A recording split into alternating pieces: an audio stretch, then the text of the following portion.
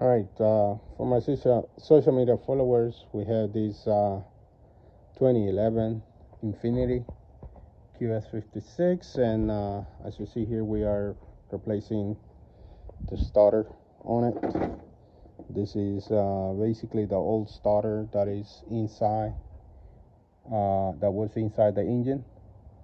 This is the new starter already getting installed. We have bolted in already. We're about to connect the wires and stuff and get it going, put the intake back together. So like I said, this is 2011 Infinity qx56.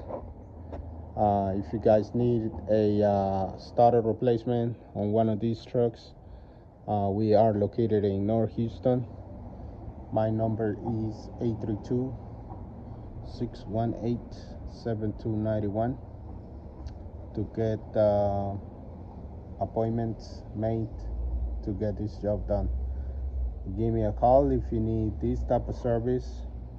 My number is 832-618-7291 for more information.